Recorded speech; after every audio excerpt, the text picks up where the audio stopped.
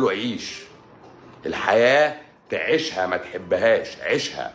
عيشها فيها متاع، جربه كله، جرب المتاع فيه، واسعى ان انت تعمل حاجه لخدمه اللي حواليك. جرب، الحياه كلها تجربه، واوعى حد يتهمك بالفشل.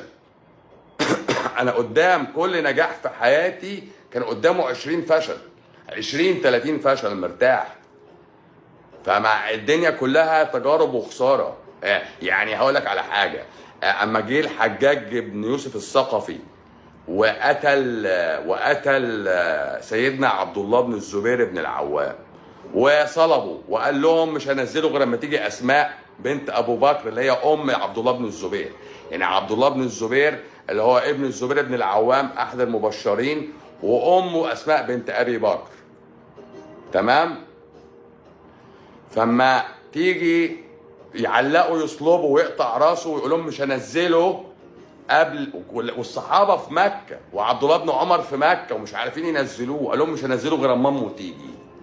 وما راحتش اسماء بنت ابو بكر، فراح لها هو الحجاج، فبيقول لها اتدرين ما فعلت بولدك؟ قالت له ايه؟ قالت له وماذا فعلت به؟ وماذا فعلت به؟ افسدت عليه دنياه وهو افسد عليك اخرتك. هو ده يا باشا الخلاصه. يبقى فساد الدنيا مهما كانت فسدت عليك، هي مش دي اخر الدنيا، مش اخر المطاف، انت مطافك اللي جاي. انت مطافك اللي جاي.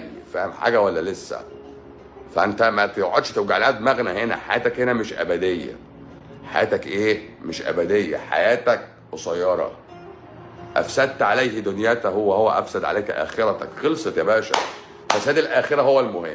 الدنيا مهما فسدت عليك هي دنيا، طلعت نزلت ايه؟ دنيا. ربنا ابتلاك بشويه فقر، بشويه عيال مش مطيعين، بشويه مرض، بفقدان لحاسه من حواسك، بابتلاء بدني. خلاص الله المستعان، وهذا ابتلاء الله. وترضى هو تستقر نفسك. ما هي الدنيا كده ملهاش يعني. ياما صحابه كتير اما كان النبي بيقول لهم ما بتتجوزوش ليه، يقول له هنتجوز في الاخره. يعني هو في دماغه ان عنده حياه تانية هيكمل فيها الحياه.